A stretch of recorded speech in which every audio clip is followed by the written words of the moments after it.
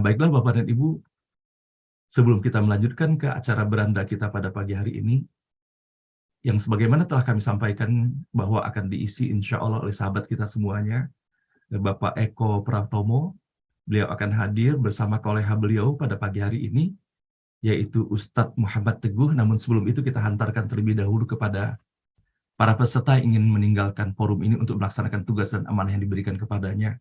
Semoga senantiasa dalam lindungan Allah Subhanahu wa Ta'ala, dijauhkan dari wabah dan musibah, dan apa-apa yang dikerjakan dapat terlaksana dengan sebaik-baiknya dalam ridha Allah Subhanahu wa Ta'ala.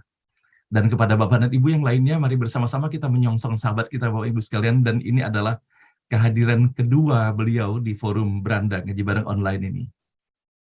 Bapak Eko Pratomo, beliau adalah praktisi keuangan dan investasi, dan beliau adalah inisiator gerakan Indonesia Cerdas Finansial. Beliau lulus dari ITB, Institut Teknologi Bandung, dan IPMI, International Business School. Dan kemudian pengalaman 25 tahun beliau di industri investasi, yaitu reksadana. Pernah menjabat sebagai CEO dan Senior Advisor di BNP Paribas Asset Management tahun 96 sampai 2018. Dan beliau ada Senior Advisor di Mandiri Manajemen Investasi sampai dengan tahun 2020. Kemudian Presiden Komisaris atau Komisaris Independen BNI Asset Management tahun 2022 sampai dengan sekarang ini. Dan kemudian beliau adalah penulis beberapa buku tentang perencanaan keuangan dan investasi, fasilitator pelatihan persiapan pensiun, narasumber tetap di acara Smart Financial Wisdom Talk Show di Radio Smart FM, Kompas TV, dan kemudian beliau adalah pendiri Syamsi Duha Foundation, support group yang membantu meningkatkan kualitas hidup penyandang autoimun dan difabel netra, juga kegiatan sosial pemberdayaan masyarakat lainnya. Inilah sekilas tentang sahabat kita, Bapak Eko Pratomo. Assalamualaikum warahmatullahi wabarakatuh, Mas Eko. Waalaikumsalam warahmatullahi wabarakatuh, Pak Hasan. Alhamdulillah, bahagia sekali. Dan pada pagi hari ini, Bapak Ibu sekalian, terima kasih Mas Eko, beliau menjembatani silaturahim saya dan kita semuanya dengan Ustadz Muhammad Teguh. Assalamualaikum warahmatullahi wabarakatuh, Ustadz Teguh. Waalaikumsalam warahmatullahi wabarakatuh. Ya, senang sekali Ustadz Teguh kita sekalian. berjumpa pada pagi hari ini, dan mohon izin Ustadz Teguh untuk membacakan sekelumit tentang Ustadz Teguh. Dan silakan, Mbak. Semoga hal ini menambah bekal referensi bagi kita semuanya. Nah, Bapak Ibu sekalian, Ustadz Teguh dengan nama lengkap beliau adalah Muhammad Bagus Teguh Perwira. Beliau lahir di Pekalongan 13 Januari tahun 1978 dan saat ini mendapatkan amanah sebagai Wakil Sekretaris Badan Pelaksana Harian Dewan Syariah Nasional Majelis Ulama Indonesia BPHDSN MUI. Kemudian Ustadz Teguh juga menjadi anggota Dewan Standar Akuntansi Syariah Ikatan Akuntan Indonesia DSASIAI. Kemudian Ustadz Teguh menjadi anggota Dewan Pengawas Syariah untuk beberapa lembaga keuangan di Indonesia pada industri perbankan dan pasar modal. Dan kemudian Ustadz Teguh juga sebagai tim instruktur pada DSN MUI Institute, LPPI, Karim Consulting Indonesia, Tazkiyah Consulting, dan Pusat Ekonomi and Business Syariah, FEBUI. Dan kemudian Ustadz Teguh juga berprofesi sebagai Independent Financial Advisor yang aktif juga sebagai Financial Expert pada Halofina, dan lulus dari Universitas Al-Azhar Kairo Mesir, Fakultas Dirasah Islamiyah wal Arabiyah S1, dan Universitas Islam Negeri UIN Jakarta, Program Studi Ekonomi Islam S2. Dan kemudian Ustadz Teguh memiliki beberapa sertifikasi dan izin, antara lain izin dari Otoritas Jasa Keuangan sebagai ahli syariah pasar modal ASPM, sertifikasi kompetensi pengawas syariah, dan lembaga sertifikasi profesi LSP MUI, Certified Financial Planner CFP, Associate Estate Planning Practitioner AEPP, dan Qualified Wealth Planner QWP.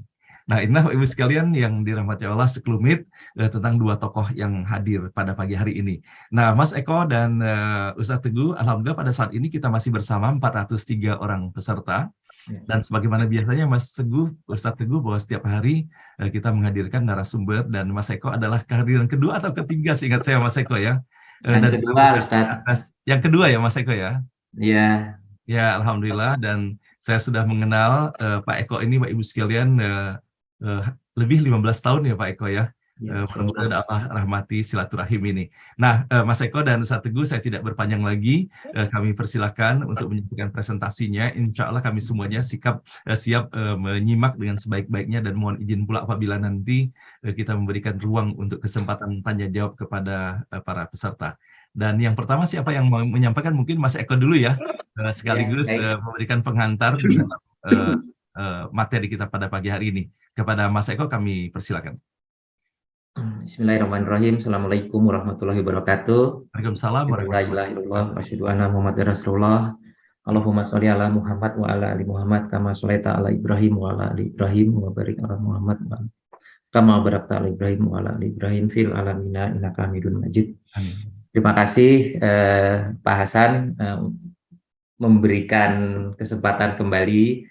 Saya sebetulnya selalu agak khawatir kalau diberikan kesempatan dengan Pak Hasan ini, karena bahasannya juga mungkin sudah pernah dibahas, tapi kali ini saya ingin menghadirkan sahabat saya Pak Muhammad Teguh, Ustadz Teguh, dan insya Allah topiknya mudah-mudahan menarik, yaitu tentang pentingnya bagaimana kita mempersiapkan waris ya Pak Hasan. Dan mungkin ini melanjutkan dari apa materi yang pernah kami sampaikan sebelumnya, masih berkaitan dengan materi personal finance. Mungkin saya minta izin 5 menit saja Pak Hasan untuk memberikan pengantar. Nanti akan lebih banyak Ustadz Teguh akan menyampaikan bagaimana kita mempersiapkan waris ya, karena kita semua sesuatu yang pasti itu adalah kematian ya, dan kita tidak pernah tahu kematian itu kapan datang. Dan salah satu yang kewajiban kita adalah bagaimana kita memastikan harta yang dititipkan oleh Allah itu juga ada perintah-perintah di dalam Al-Quran untuk dapat diwariskan kepada para ahli waris yang harapannya tidak menimbulkan konflik tentunya ya. Saya izin share screen sedikit. Silakan Mas Eko. Ya, sudah terlihat ya Pak Hasan? Sudah jelas Mas Eko.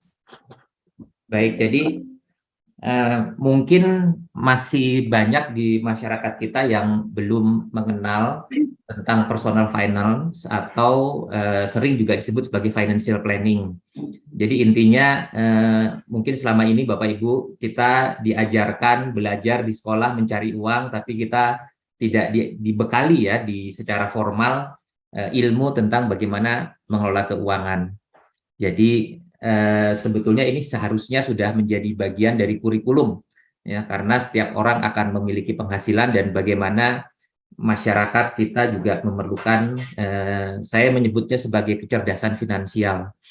Nah, ada paling tidak ada 6 aspek Bapak Ibu sekalian kalau kita bicara tentang personal finance ya. Kalau di perusahaan ini kita mungkin lebih familiar ya, karena ada ilmu akuntansi.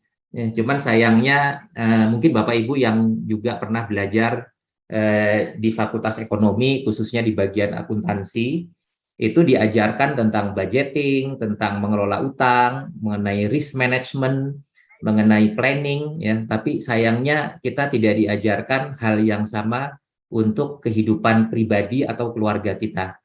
Oleh karena itu memang ada salah satu disiplin ilmu tentang personal finance.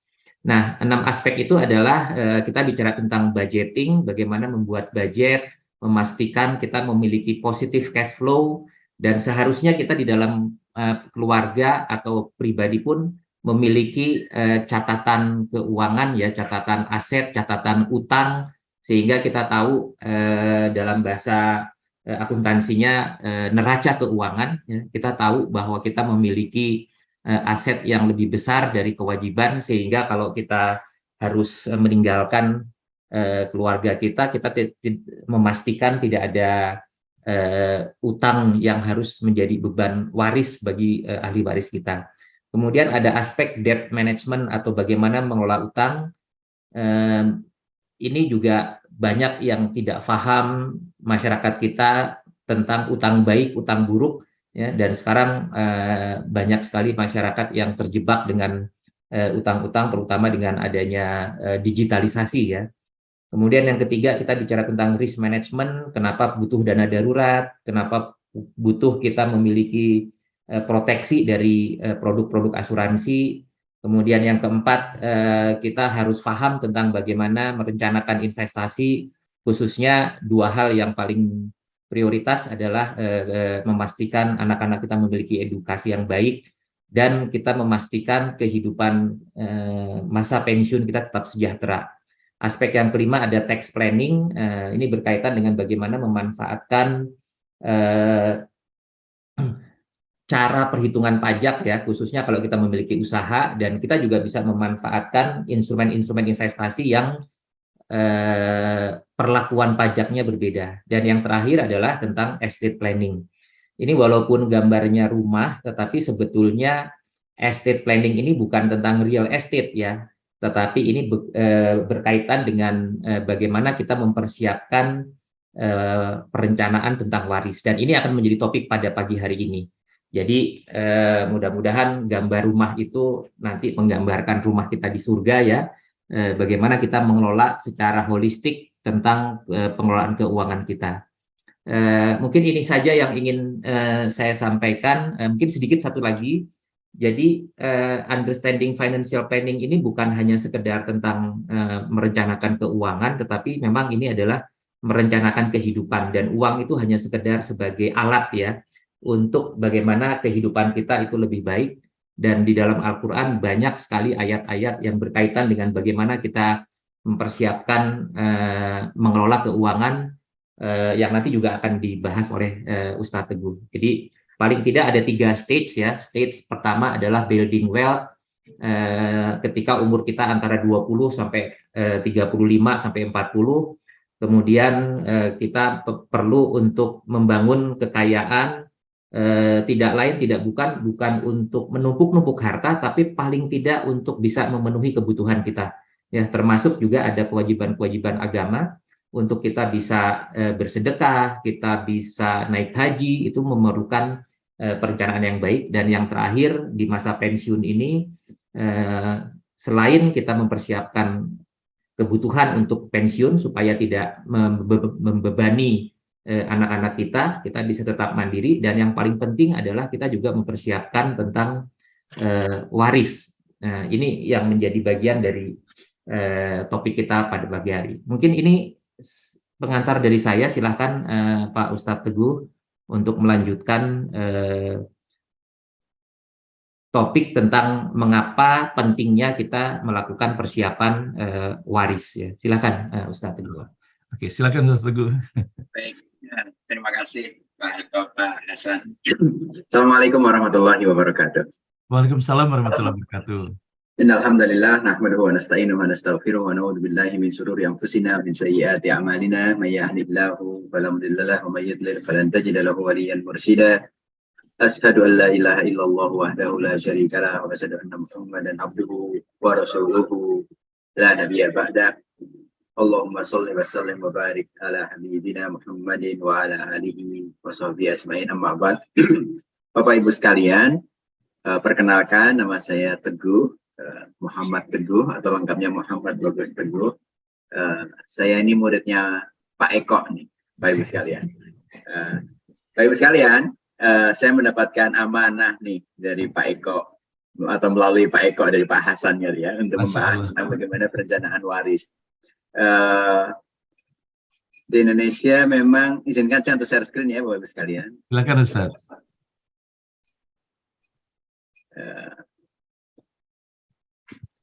Di Indonesia memang ada satu anggapan yang dianggap tabu membicarakan tentang waris, karena masih itu udah ngomongin waris gitu kan, kayak mendahului apa gitu. Enggak.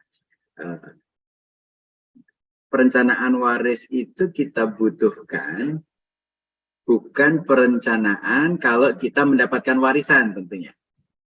Perencanaan waris itu kita butuhkan bagaimana kalau nanti kita tidak ada, orang-orang yang kita tinggalkan, keluarga kita yang kita tinggalkan, itu tetap akur, gitu, tetap rukun dan mendapatkan manfaat dari harta yang kita tinggalkan dengan tetap menjaga silaturahim yang baik.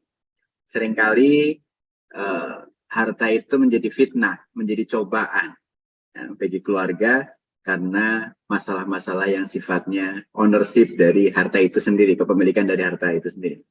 Nah, menariknya ternyata Islam itu memiliki concern yang sangat tinggi.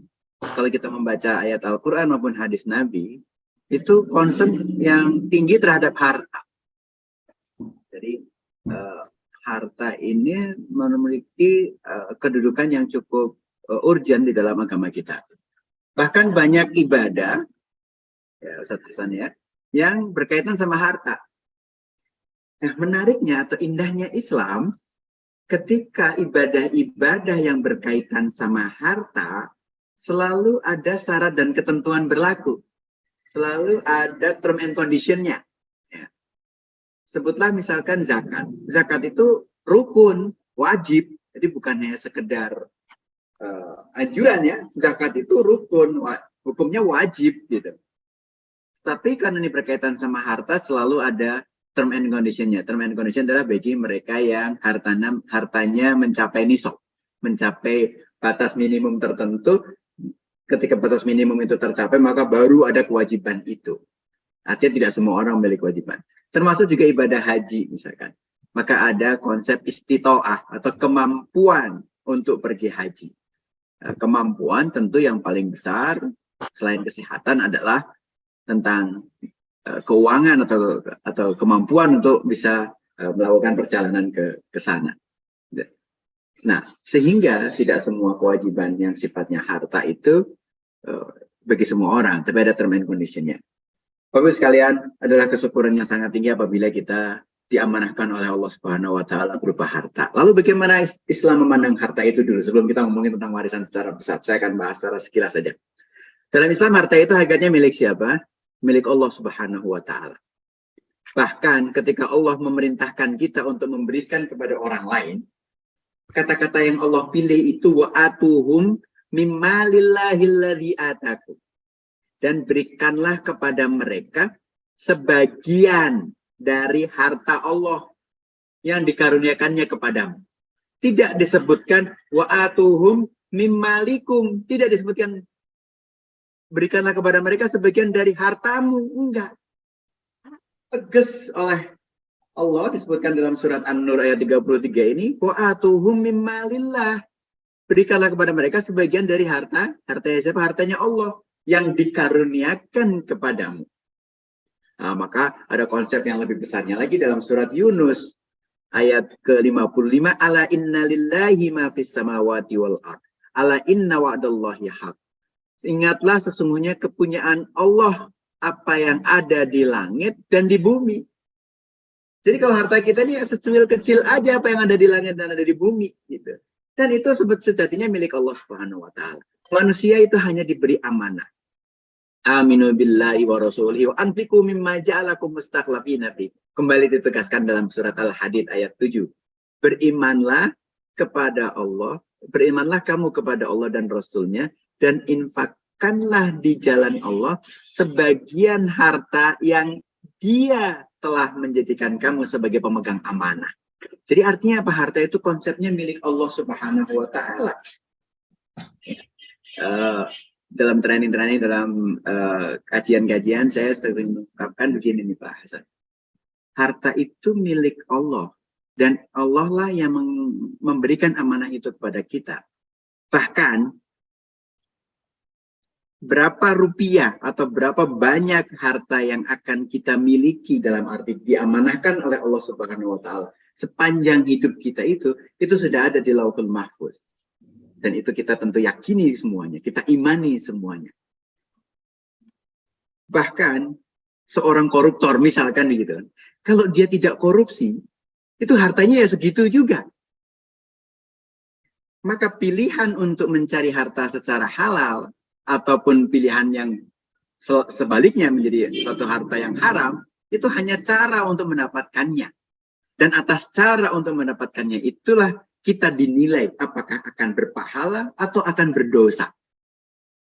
bahwa jumlah hartanya yang Allah amanahkan sudah tercatat di Lauhul Mahfuz. Bahkan dalam sebuah anekdot Imam Al-Ghazali mengatakan bahwa saya tidak percaya dengan su'ul khotimah. Saya yang percaya ada su'us sabiqoh, katanya gitu. Jadi saya tidak percaya dalam arti anekdot ini ya, saya tidak percaya terhadap akhir yang jelek. Yang saya percaya adalah akhir yang sudah dicatatkan sebelumnya oleh Allah Subhanahu wa taala di Lauhul Mahfuz. Nah ini. Jadi result itu kita tidak dibebani, hasil atas usaha kita itu kita tidak dibebani. Yang dibebani kepada kita adalah ikhtiar kita. Nah, ini akan sangat relevan dengan konsep tentang waris. Karena harta milik Allah dan kita dikasih amanah, maka kita dimintai pertanggungjawaban di hari akhir nanti. La tazulu qadama 'abdin yaumal qiyamati hatta yus'ala an arba. An umri fi ma afnahu, an jasadi fi ma ablahu, an ilmi madza amila fi, wa an malihi min aina iktasabahu, wa fi ma anfaqahu. Rasulullah SAW bersabda, kedua kaki seorang hamba pada hari kiamat tidak akan beranjak, masih jejak di tempatnya gitu kira-kira, hingga dia ditanya 4 hal. Tentang umurnya untuk apa dihabiskan, tentang jasadnya apa yang telah diperbuat, tentang ilmunya apa yang diamalkan. Artinya kalau ilmu itu diamalkan nanti bukan hanya diajarkan tapi dipraktekkan gitu. Dan yang terakhir tentang hartanya ditanya 2 hal, dari mana ia peroleh dan kemana ia habiskan. Nah ini, berkaitan dengan konsep harta dan nanti kita kaitkan dengan warisan, saya akan sedikit lompat bahwa warisan itu adalah bahwa harta itu adalah milik Allah dan warisan itu adalah karena seseorang meninggal, maka kontraknya dia sebagai pemegang amanah atas harta itu habis. Lalu, nah ini menariknya, karena harta itu milik Allah Subhanahu wa taala, maka formula pembagiannya Allah langsung atur dalam Al-Quran. Tidak dikuasakan kepada Nabi Muhammad melalui hadisnya. Silakan ibu bapak sekalian boleh baca surat An-Nisa ayat 11, ayat 12. Dan ayat terakhir dari surat An-Nisa, ada 3 ayat itu yang secara gamblang memberikan formula kepada kita manusia, untuk nanti kalau amanahnya habis, harta itu oleh Allah akan diserahkan ke siapa. Dan formulanya itu jelas. Ada di dalam surat An-Nisa ayat 11, ayat 12, dan ayat terakhir. Ya. Kadang-kadang kita merasa memiliki atas harta itu. Sehingga ada yang menggugat konsep waris secara Islam. Sehingga bikin nggak adil lah. Yang merasa adil dari logika kita. Misalkan gitu ya. Nah ini yang kadang-kadang kita mungkin menjadi tidak tahu diri. Ini harta punya siapa? Harta punya Allah, maka Allah lah yang berhak menentukan siapa yang akan diberikan amanah ketika amanah dari seseorang ini sudah habis waktunya, sudah dipanggil untuk menghadapnya dan untuk melaporkan, mempertanggungjawabkan apa yang ada, apa yang dia amanahi itu, yang kemudian harta itu tetap harus ada yang punya, maka detik itu pula harta itu berpindah kepada ahli warisnya. Sehingga, saya akan sedikit lompat, sehingga dalam perencanaan waris itu ada 3 hal yang menurut saya sangat penting. Yang pertama adalah identifikasi dari harta tersebut. Identifikasi dari harta itu, maka kalau pakai ilmunya Pak Eko tadi tentang financial planning, itu kita harus punya catatan, Ibu Bapak sekalian. Ibu Bapak sekalian sangat dianjurkan untuk mencatat seluruh harta, termasuk atau wabil khusus dalam Al-Quran 282 itu, Al-Baqarah 282 itu, kita diperintahkan untuk mencatat utang-utang kita. Gitu. Nah, karena ilmu itu harus dipraktekin, saya sebagai tahadus bin nikmah, saya mempraktekannya dengan cara begini Bapak Ibu sekalian. Saya punya catatan di laptop saya, yang isinya inventarisasi harta saya. Ada di bank apa, ada rumah, ada apa gitu ya, uang di mana saya catat semuanya. Saya juga catat di bawahnya utang-utang, misalkan utang KPR, utang apa gitu. Nah, ini dicatat semua. File itu saya kasih password dan passwordnya saya kasih tahu anak saya. Ini kalau Bapak ada apa-apa, ini harta Bapak. Jadi yang utang kamu nanti lunasin, ini harta yang nanti untuk yang Bapak tinggalkan. Nah, ini kita perlu identifikasi. Karena banyak kasus yang kebetulan kami tahu atau terlibat atau handle gitu ya, itu banyak yang ahli waris tidak tahu ternyata orang tuanya punya tanah di mana. Apalagi kalau tanahnya berada di luar kota gitu kan. Ada sebuah keluarga yang setelah ayahnya wafat, keluarga ini kurang beruntung dalam arti secara material. Jadi hidupnya menjadi agak kurang beruntung, agak susah gitulah sebutlah ya, agak susah. Anaknya banyak, hidupnya pas-pasan gitu. Dan setelah 20 tahun kemudian ada seseorang datang dari Gorontalo gitu ke Jawa, ke keluarganya, mencari keluarga almarhumin. Dan ketemu. Ternyata orang yang dari Gorontalo itu datang itu mengabarkan bahwa ayah pernah beli tanah di daerah Gorontalo, masih 40 km dari Gorontalo kira-kira gitu. Luasnya sekian hektar. Gitu. Nah, karena ayahnya dulu cuma ngasih tahu kepada si penjaga ini, keluarganya nggak ada yang tahu, sehingga tanah itu menjadi tidak terurus lah katakan gitu. Nah, dia cari keluarganya, padahal keluarganya hidupnya susah. Nggak taunya sebetulnya si ayah punya tanah yang cukup luas yang kalau dijual sangat cukup untuk menghidupi si keluarga ini, katakan gitu ya. Nah, maka penting Bapak Ibu sekalian untuk mengidentifikasi harta ini secara detail, misalkan di mana nilainya kira-kira berapa gitu. Bahkan karena masalah identifikasi harta inilah yang justru banyak menimbulkan konflik dalam pembagian waris, gitu. Jadi ada baiknya dicatat, dikasih tahu kepada keluarga bahwa hartanya apa aja, dan ini nanti akan untuk warisan. Bukan berarti menjadikan keluarga kita menjadi, wah kalau gitu minta dong, enggak, harusnya enggak. Tapi kan itu masih menjadi milik kita. Yang kedua adalah siapa saja ahli warisnya, atau identifikasi ahli waris. Identifikasi ahli waris. Jangan sampai ada keluarga yang kita miliki yang tidak diketahui oleh keluarga yang lain. Nah, ini juga kadang-kadang saya kan buka cabang baru gitu ya bahasannya. Nah, ini juga harus tahu. Sehingga mereka juga ahli waris. Anak-anaknya juga, anak-anak kita yang lain juga ahli waris juga, atau malah siapa. Jadi, punya identifikasi ahli waris siapa. Jadi, satu identifikasi harta, satu identifikasi ahli waris. Baru metode pembagiannya.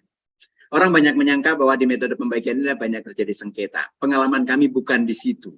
Pengalaman kami yang banyak sengketa adalah di identifikasi harta sama di siapa ahli warisnya.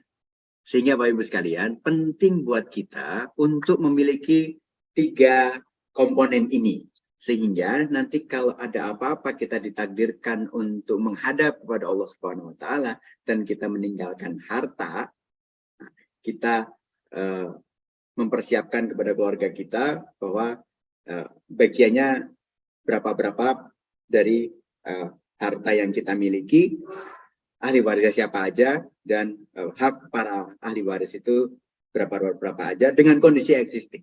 Nah, tentu saja misalkan bisa jadi dengan berjalannya waktu ada ahli waris yang meninggal duluan dalam hukum Islam, maka dia tidak berhak lagi atas warisan kan gitu. Maka mungkin perlu diupdate. Identifikasi harta dan identifikasi ahli waris mungkin perlu diupdate minimal setahun sekali lah.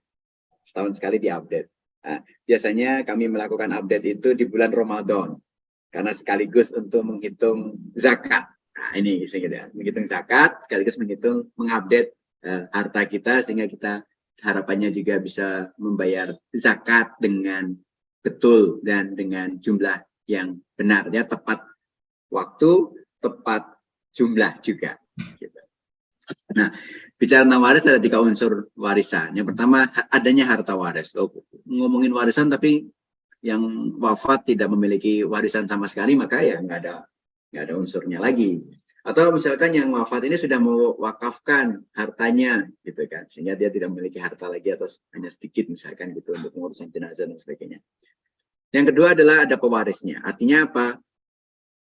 Harta waris baru boleh dibagikan ketika pewaris confirm sudah meninggal. Jadi misalkan ada bencana gitu atau ada musibah apa yang hilang, maka belum boleh dibagikan waris. Apalagi kalau maaf masih sakit, meskipun sudah koma, nggak sadar, apakah boleh ahli waris membagikan? Belum boleh. Karena belum wafat. Dan yang ketiga adanya ahli waris. Artinya ahli waris yang berhak atas warisan itu masih ada. Begitu dia sudah meninggal maka dia tidak berhak. Maka akan yang berhak adalah yang masih hidup pada saat pewaris meninggal.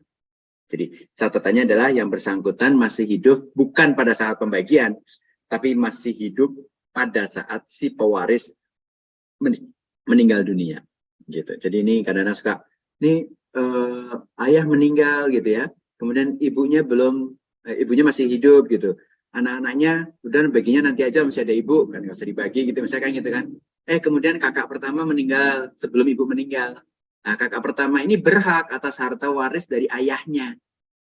Nah, ketika ibu meninggal dia sudah tidak berhak atas harta waris dari ibunya. Tapi ketika kakak pertama ini meninggal, ketika ayahnya meninggal, kakak pertama ini masih hidup. Gitu kan.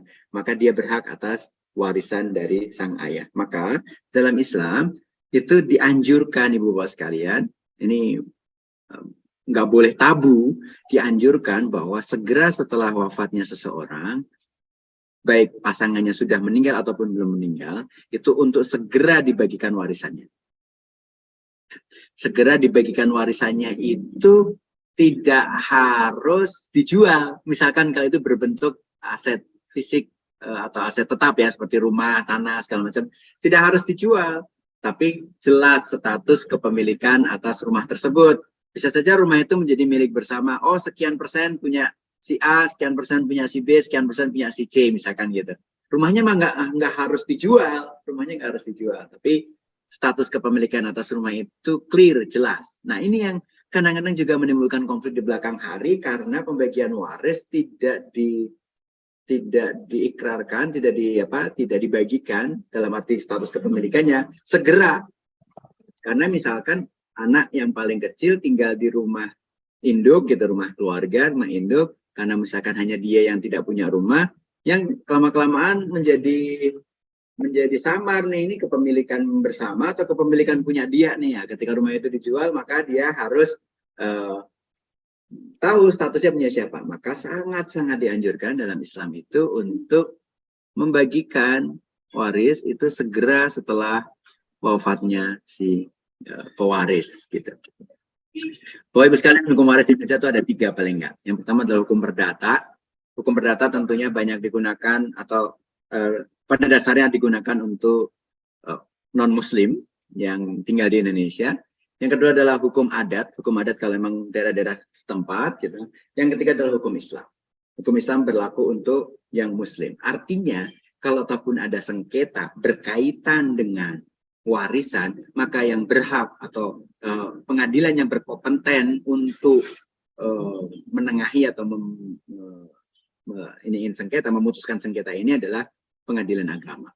Jadi dan harus menggunakan hukum Islam. Ya, tidak boleh menggunakan hukum perdata kalau yang bersangkutan itu muslim. Nah, sehingga dari 3 hukum waris di Indonesia ini, maka yang kita mudah pelajari tentu adalah hukum Islam dan hukum perdata. Hukum adat agak susah Bapak Ibu sekalian. Kenapa? Karena ada di Indonesia itu banyak sekali. Ada di Bali beda dengan ada di Padang, beda dengan di Lampung, beda lagi di Papua dan sebagainya. Saya pernah mempelajari hukum waris Bali, Pak. Karena waktu itu saya diminta untuk bicara tentang waris di Bali dan mereka ada hukum waris adatnya di sana. Saya membaca beberapa kitab mereka lah, katakan gitu ya, dari beberapa referensi. Saya temukan ternyata hukum adat Bali ada banyak kemiripan dengan hukum Islam, hukum waris Islam. Nah, ini menarik, gitu. Ya, karena naluriah itu ternyata ada secara adat, gitu ya. Dan itu dalam Islam diakomodir meskipun banyak juga perbedaannya, gitu ya. Tetapi beberapa hukum kok mirip ya dengan hukum Islam ya, karena saya basicnya dasarnya pertama mempelajari itu hukum Islam. Orang banyak melihat atau menganggap bahwa hukum waris Islam hukum waris yang paling rumit. Kenyataannya Pak, setelah kami pelajari tidak juga. Bahkan di beberapa kasus hukum perdata lebih rumit dibandingkan dengan hukum Islam. Terutama kalau kondisi hubungan keluarganya tidak tidak hanya keluarga inti aja. Misalkan gini, ketika seseorang mengadopsi anak atau seseorang memiliki anak, maaf, di luar nikah, anak zina, misalkan gitu ya. Nah itu diatur tuh dalam hukum perdata yang complicated banget gitu. Kalau di Islam bukan anak, bukan ahli waris, clear. Gitu. Ketika anak di luar nikah, maka anaknya hanya anak atas dari ibunya, tidak menjadi anak dari ayahnya karena dia berasal dari suatu hubungan yang bukan hubungan pernikahan yang sah gitu ya, atau bukan hubungan pernikahan gitu. Nah, sehingga itu bukan dinisbatkan kepada ayahnya, tidak mewarisi dari ayahnya, tapi dari ibunya saja. Nah, ini clear kayak gitunya dan perhitungannya jelas, mudah menurut saya dibandingkan dengan hukum perdata kalau yang berkaitan dengan kayak itu. Tapi kalau cuma anak, istri, orang tua, kakak, adik aja gitu, nah mungkin hukum waris perdata relatif lebih simpel ya. Tapi simpel atau nggak simpel itu saya kira ada ilmunya dan mudah dipelajari dan tidaklah suatu hal yang susah gitu. Nah, dalam hukum waris perdata misalnya kita bahas kelas dulu adanya hubungan darah. Ini sama dengan hukum waris Islam. Masih ada hubungan perkawinan antara suami dan istri pada saat wafatnya yang pewaris itu. Artinya apa? Kalau seseorang sudah berpisah, bercerai, divorce sebelum wafatnya seseorang, maka pasangannya bukan lagi sebagai ahli waris. Gitu ya. Kalau anaknya tetap ahli waris karena hubungan darah. Tapi kalau hubungan pernikahan pada saat hidupnya ternyata sudah berpisah, maka tidak ada lagi hubungan perkawinan, maka pada saat itu dia bukan lagi ahli waris. Di dalam hukum waris BW tadi itu juga ada pewarisan hanya berlangsung karena adanya kematian. Artinya confirm bahwa yang bersangkutan meninggal. Kalau tidak meninggal atau belum meninggal maka tidak boleh adanya pewarisan. Dan seseorang harus ada, artinya ahli waris itu harus hidup, harus ada pada saat pewarisan terbuka. Artinya pada saat pewarisan terbuka itu ketika meninggalnya seseorang. Nah, dalam hukum waris Islam itu ada, dalam hukum waris perdata itu ada 4 golongan. Golongan 1, golongan 2, golongan 3, golongan 4. Golongan 1 itu suami atau istri, anak, dan keturunannya, ada cucu-cucu. Itu golongan pertama. Nah, lucunya atau menariknya adalah di hukum waris perdata ini, kalau golongan 1 ada, maka golongan 2 nggak dapat. Nah, ini bedanya sama Islam. Golongan 2 itu terdiri dari ayah, ibu, saudara, keturunan dari saudara. Kalau dalam Islam, ada 5 golongan, Pak, yang dia pasti dapat. Yang pertama adalah pasangan, suami atau istri. Yang kedua adalah anak. Yang ketiga adalah anak laki-laki, anak perempuan, jadi katakan bisa gitu kan. Jadi pertama adalah pasangan, anak laki-laki, anak perempuan. Yang ketiga, yang keempat adalah ayah, yang kelima adalah ibu. 5 orang ini pasti dapat apapun kondisinya. Jadi ayah ibu kita kalau masih hidup, gitu, ketika kita wafat, maka ayah ibu kita itu pasti dapat. Nah, dalam hukum perdata, ayah ibu bisa nggak dapat ketika punya anak, ketika punya istri, ketika punya cucu, maka ayah ibu itu nggak dapat. Nah, saudara nggak dapat juga kalau ada golongan 1. Kalau ada golongan 1 nggak ada, baru golongan 2 yang dapat. Kalau golongan 2 nggak ada, baru golongan 3, kakek, nenek, orang tua, segala macam. Kalau golongan 1, 2 dan 2 nggak ada, yang mungkin dapat golongan 3 dan golongan 4 masih bisa dapat. Artinya dia tidak saling menghapus. Ada beberapa ketentuan yang saya bilang tadi lebih complicated kalau tidak ada keluarga inti yang ini, gitu ya. Nah, ini beberapa pengecualian. Bahkan dalam hukum perdata itu bisa sama dengan hukum waris Islam, ada hal-hal yang menjadikan seseorang menjadi tidak berhak atas waris. Ya. Ahli waris yang telah dihukum karena dipersalahkan telah membunuh. Ya. Di Islam juga kalau yang membunuh si pewaris maka dia dikecualikan dalam waris, gitu ya. Orang yang pernah memfitnah pewaris, jadi memfitnah aja yang kemudian hakim memutuskan si pewaris dihukum penjara 5 tahun atau lebih, maka orang yang memfitnah itu dikecualikan dari waris. Terus orang yang menghalang-halangi dengan kekerasan, memaksa pewaris mencabut kembali wasiatnya, misalkan si pewaris sudah punya wasiat, kemudian dicabut oleh dia dengan paksa, nah, maka ini juga dikecualikan. Mereka yang telah menggelapkan, merusak surat wasiat, itu juga dikecualikan. Artinya apa? Hukum ini melindungi agar ahli waris mendapatkan sesuai dengan haknya. Nah, yang tidak ada di dalam hukum waris Islam dan ada di hukum waris perdata ini adalah dalam hukum waris perdata, seorang pewaris ada kemungkinan istilah kasarnya itu memecat ahli waris. Jadi bagaimana caranya memecat? Misalkan dia berwasiat, yang wasiatnya itu bisa menggugurkan hukum warisnya. Kalau dalam Islam, hukum waris lebih kuat daripada wasiat. Wasiat tidak boleh menghilangkan hukum waris. Nah, kalau hukum perdata, wasiat bisa menghilangkan hukum waris. Nah, ini menariknya dalam Islam. Justru menurut saya itu adalah keunggulan yang sangat mulia. Ketika hukum waris itu yang menetapkan adalah sang pemilik harta, sang maha pemilik harta, Allah Subhanahu wa Ta'ala. Sementara wasiat itu manusia, kita, wasiatnya. Nah, kehendaknya dari kita. Sementara waris, kehendaknya dari Allah Subhanahu wa Ta'ala. Sehingga Allah ketika menetapkan hukum waris itu yang dikedepankan. Wasiat itu adalah suatu hak yang diberikan oleh Allah kepada pewaris untuk memberikan kepada siapa yang dia maui. Itu pun dibatasi, tidak boleh memberikan wasiat kepada ahli waris. Karena kalau memberikan wasiat, artinya memberikan wasiat kepada ahli waris gini, memberikan wasiat di mana substansi dari wasiatnya memberikan harta kepada ahli waris tertentu. Hal ini akan mengacaukan formula hitungan waris, gitu ya. Nah, ini yang menurut saya dengan hukum waris Islam, maka kekuasaan Allah Subhanahu wa Ta'ala untuk menentukan waris itu menjadi tetap ada di atas dan wasiat ada di bawahnya. Nah, artinya wasiat itu kan dibatasi maksimum 1/3.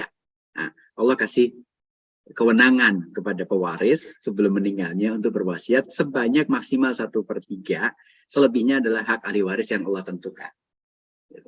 Nah, dalam hukum perdata itu diberikan kepada pewaris untuk menentukan. Misalkan dia bilang, saya hanya akan memberikan warisan saya, misalkan anak-anaknya nggak begitu dia sukai, misalkan gitu ya, saya hanya akan memberikan kepada istri saya. Atau dia nggak menyukai terhadap istrinya, ini warisan saya hanya untuk anak-anak saya, istri saya nggak dapat. Maka secara hukum dia, si istri tersebut bisa saja nggak dapat. Tapi memang tetap ada perlindungan kepada ahli waris utama, yaitu legitimi porsi itu yang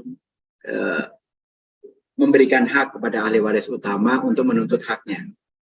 Meskipun dia dikecualikan, misalkan warisan ini semuanya untuk istri saya gitu, anaknya berhak menuntut. Tapi yang diberikan haknya hanya yang menuntut saja. Jadi legitimi porsi itu harus dituntut. Hak mutlak disebutannya. Hak mutlak harus selalu dituntut, apabila tidak dituntut maka bisa saja kehilangan hak mutlaknya.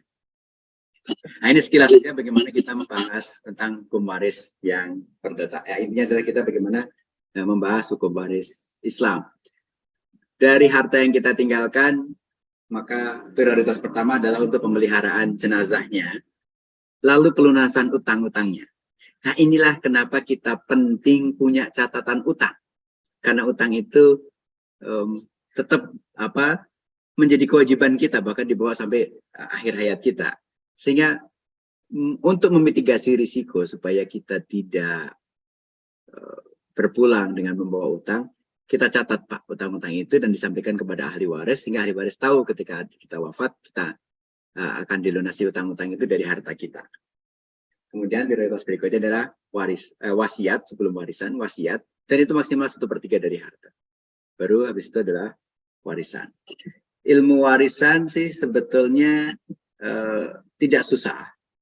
Syaratnya tadi, sudah meninggalnya pewaris atau muwaris, sudah meninggal, hidupnya orang-orang yang berhak mendapatkan warisan saat meninggalnya pewaris, dan status warisan. Ini yang saya sebut tadi sebagai identifikasi harta warisnya harus jelas.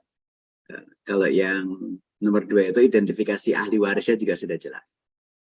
Gitu ya. Jadi perhitungannya sangat mudah. Gitu. Sepanjang ahli waris itu tidak membunuh pewaris, tidak berlainan agama, kalau yang ini mungkin sudah nggak ada sekarang, hamba saya. Maka selain pembunuhnya pewaris, atau kalau waris meninggal dibunuh, dan tidak berlainan agama, maka berhak mendapatkan waris. Memang ada ahli waris yang tertutup, ya, terhalang karena terhalang untuk mendapatkan waris karena adanya ahli waris yang lebih dekat. Misalkan misalkan contoh, saya tidak memiliki anak laki-laki, misalkan gitu ya, anak saya perempuan, maka ahli waris saya adalah termasuk kakak adik saya. Gitu. Bisa saja keponakan saya bisa dapat waris. Nah, keponakan saya bisa nggak dapat waris karena ada kakak saya yang laki-laki masih hidup, gitu. Atau adik saya laki-laki masih hidup, maka ini terhalang. Cucu kita juga terhalang dapat waris kalau masih ada anak laki-laki. Gitu. Nah ini ada yang benar-benar terhalang karena dia sebagai pihak yang melakukan pembunuhan atau kelainan agama. Bisa juga dia nggak dapat waris bukan karena melakukan itu, tapi karena terhalang oleh orang yang lebih kuat, lebih dekat gitu. Nah, untuk hitungan warisnya dalam Al-Quran cukup jelaskan. Disebutkan misalkan seorang suami yang istrinya meninggal, maka dia akan dapat 1/4 jika sang istri punya anak. Jika sang istri tidak punya anak, maka suami akan dapatnya setengah. Seorang istri akan dapat 1/4 jika ahli warisnya, jika si meninggal itu tidak memiliki ahli waris. Tapi jika yang meninggal itu memiliki ahli waris, maka istri akan dapat 1/8. Gitu. Seorang anak perempuan, jika tidak ada anak laki-laki dan dia tunggal, maka dia dapatnya setengah. Kalau dia 2 orang atau lebih anak perempuan, maka dia dapatnya 2/3. Seorang ayah dan ibu akan mewarisi anak-anaknya. Kalau anaknya meninggal dan memiliki anak, maka ayah dan ibunya dapat 1/6 masing-masing. Tapi kalau yang meninggal itu punya anak, maka kalau yang meninggal itu tidak punya anak, maka ibunya dapat 1/3 dan ayahnya mendapatkan sisanya. Nah, jadi detail tuh. Rumusnya Bapak Ibu sekalian, itu mudah formulanya. Setengah, 1/4, 1/8, 2/3, 1/3, 1/6. Ada 6 rumus aja. Nah, itu disebut sebagai ashabul furud. Ashabul furud. Nah, selain itu ahli warisnya akan dapat sisa. Gitu. Nah, ahli waris di dalam struktur keluarga kita, ada ahli waris laki-laki, ada ahli waris perempuan. Nah, yang P ini adalah yang pewarisnya. Siapa saja ahli waris laki-laki itu? Ini ke bawah adalah anak. Ini adalah cucu dari anak laki-laki. Ini ke atas adalah ayah. Ini adalah kakek dari ayah. Ke samping kakak dan adik. Kakak laki-laki, adik laki-laki. Kakak laki-laki sekandung, kakak laki-laki seayah, kakak adik laki-laki seayah, kakak adik laki-laki seibu. Gitu. Saudara laki-laki seibu, katakan gitu ya. Ini adalah cucu dari saudara laki-laki kandung, ini keponakan. Cucu dari saudara laki-laki seayah. Nah, ini ayah, jadi ini adalah paman. Paman dari ayah yang sekandung dengan ayah. Paman dari ayah yang seayah dengan ayah. Ini anak paman, keponakan nih. Sepupu, maaf, sepupu. Anak paman, anak laki-laki paman yang sekandung dengan ayah, anak laki-laki paman yang seayah dengan ayah. Lalu ada suami. Lalu ada, ini kalau dia adalah hamba sahaya yang dimerdekakan, maka yang memerdekakannya sebagai ahli warisnya. Nah, sementara perempuan, kayak tadi juga anak perempuan. Kok nggak ada yang ke bawah? Cucu dari anak perempuan bukan ahli waris. Jadi Bapak sekalian kalau punya cucu, dan cucu itu adalah cucu dari anak perempuan, ketahuilah bahwa cucu itu bukan ahli waris. Yang ahli waris adalah cucu perempuan dari anak laki-laki. Terus ibu, nenek dari ibu, nenek dari ayah, itu ahli waris juga. Nenek dari ibu kita, nenek dari ayah kita ahli waris juga. Kesamping saudara perempuan kandung, saudara perempuan seayah, saudara perempuan seibu. Kemudian istri, dan yang terakhir adalah tadi seorang wanita yang memerdekakan hamba sahaya. Nah, dari semua itu kalau kita gabungin, maka seperti yang tadi saya sampaikan, ada 5 orang yang pasti dapat: ayah, ibu, anak laki-laki, anak perempuan, suami, dan istri. Apapun kondisinya, 5 orang ini tidak terhalang oleh orang lain. Dia pasti dapat sepanjang dia masih hidup. Sepanjang dia bukan pihak yang melakukan pembunuhan. Sepanjang dia tidak berlainan akidah, katakan gitu. Nah, ini pasti dapat. Kalau perhitungannya ini tadi, setengah, 1/4, 1/8, 2/3, 1/3, 1/6. Di surat An-Nisa ayat 12, 11 dan 12 itu ada semua di situ. Ibu-Bapak sekalian, ini mungkin bisa nanti di-sharing materinya. Waktunya juga saya kira nggak terlalu banyak, tinggal waktu ada setengah jam. Dari Pak Hasan menyampaikan ada sesi mungkin diskusi ya, sharing-sharing. Saya tidak memposisikan diri untuk menjawab pertanyaan Bapak Ibu sekalian yang mungkin lebih arif, lebih paham daripada saya. Saya kembalikan ke Pak Hasan untuk mungkin kita berdialog. Silakan. Allah. Terima kasih Ustadz Teguh atas pengantar materi hukum waris yang disampaikan pada pagi hari ini. Jadi mengingatkan kita juga Ustadz Teguh pada pagi hari ini, mungkin Ustadz Teguh mengenalnya Ustadz Muhammad Jabal ya. Beliau lulusan besar juga, dan beliau pada masa-masa awal NBO ini beliau intens sekali ketika itu menyampaikan mengenai hukum-hukum waris ini. Dan beliau tahun lalu ya berpulang ke rahmatullah juga melalui perantara COVID ini. Semoga Allah terima seluruh amalnya, dosa kesalahannya, dan semoga ilmu yang beliau hantarkan juga di forum ini menjadi ilmu yang barokah dalam ridha Allah Subhanahu wa Ta'ala. Nah, baiklah Ustadz, terima kasih sekali dari apa yang disampaikan oleh Ustadz Teguh pada pagi hari ini yang telah dihantarkan terlebih dahulu oleh Mas Eko. Kita sudah mendapati ada beberapa pertanyaan ya Ustadz Teguh ya. Nah, saya akan coba bergerak nih Ustadz. Tadi saya membaca ada pertanyaan mengenai apakah boleh itu membagikan waris sebelum kita meninggal. Mungkin yang dimaksudkan di sini bagaimana mekanisme kalau seandainya kita ingin memberikan hadiah mungkin Ustadz ya, karena tadi sudah disampaikan Ustadz bahwa waris itu kan baru bisa dibagikan setelah yang pewaris ini kan meninggal dunia. Mungkin mungkin bisa lebih dikembangkan lagi nanti Ustadz, kalau seandainya misalnya karena cintanya kepada anak atau istri, nah sehingga di luar mekanisme hukum waris yang sudah ada ingin memberikan hadiah. Nah, bagaimana status hadiah itu sendiri dan bagaimana memberikan hadiah ini Ustadz di dalam prakteknya? Baik, jadi ada betul Pak Ustadz Hasan, itu ada perbedaan memang antara hukum wasiat, hukum waris, dan hukumnya hibah atau hadiah, hibah atau hadiah. Yang lebih umum adalah hibah lah, katakan gitu kan. Secara umum, hibah atau hadiah tadi, kita boleh berikan kepada siapa saja sepanjang kita masih hidup. Hadiah, gitu kan.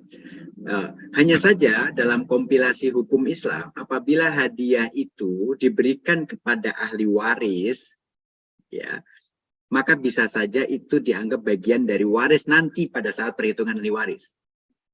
Nah, itu dapat. Artinya, kalau pada dasarnya secara hukum Islam, ya pada dasarnya mau diberikan kapan aja ya hak saya dong, kan harta saya mau kasih motor saya kepada siapa, termasuk kepada anak saya akan mau kasih rumah saya kepada siapa aja, termasuk kepada anak saya, itu hak saya. Artinya ketika misalkan hari ini saya kasih rumah saya kepada anak saya, maka lepas kepemilikan saya atas rumah tersebut pada saat itu. Artinya pada saat itu pula rumah itu menjadi milik anak saya karena sudah dihibahkan, sudah dihadiahkan. Dan kalau itu terjadi, maka ya itu sudah milik anak saya, sudah di luar dari harta saya. Sehingga pada saat saya wafat nanti, maka itu bukan sebagai harta warisan lagi. Hanya saja memang ada ulama yang mengatakan itu ketika ahli waris harus diperhitungkan. Ada lagi ulama yang mengatakan, yang menurut saya ini yang paling arif, yang paling mungkin kita bisa pilih, itu apabila itu diberikan pada saat kita sakit, yang sakitnya secara walaupun zon, secara umum gitu, sakit ini akan mengakibatkan wafat gitu, maka yang diberikan pada saat sakit itu harus dianggap sebagai bagian dari haknya dia, supaya tidak menzolimi hak dari ahli waris yang lain, mungkin karena sayang atau apa ya kepada salah satu anaknya daripada anak yang lain, sementara itu berpotensi tidak adil karena diberikannya pada saat-saat masa kritis, maaf gitu ya. Nah ini, sehingga kalau Bapak Ibu sekalian masih sehat, mau ingin memberikan sekarang, berikan, hibahkan sekarang, tapi konsekuensinya pada saat dihibahkan itu, pada saat dihadiahkan itu, maka kita udah terlepas dari kepemilikannya. Tapi kalau kita bilangnya begini, harta ini saya akan kasih kepada si fulan, katakan anak terakhir saya, anak bontot gitu, katakan gitu, anak terakhir, nanti kalau saya sudah wafat, nah itu jatuhnya jadi hukum wasiat. Nah, jadi wasiat itu pemberian yang baru akan efektif nanti pada saat wafat. Nah, kalau itu kepada ahli waris, menurut jumhur maka itu tidak diperkenankan karena akan mengintervensi hukum warisnya, di mana hukum waris memiliki posisi yang lebih tinggi karena ditetapkan oleh Allah Subhanahu Wa Taala. Begitu Pak Hasan, mungkin Pak Hasan lebih bisa eksplor lagi. Terima kasih Ustadz, dan tadi itu yang dikemukakan oleh Pak Hendy sebetulnya mengenai membagi warisan ketika kita masih hidup, dan saya kira hal ini sudah jelas Ustadz ya, bahwa kita tidak ada membagikan waris ketika kita masih hidup, namun ada mekanisme hadiah atau hibah itu. Nah kemudian ini Ustadz, senada sih sebetulnya pertanyaan disampaikan oleh Ibu Karlina Adi Wilaga.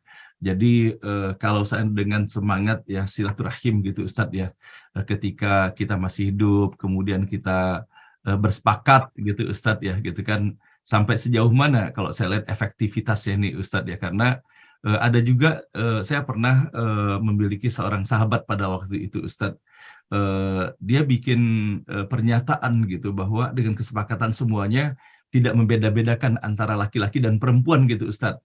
Jadi pokoknya oke, kita bersepakat nih bersaudara semuanya, ada bersepuluh misalnya.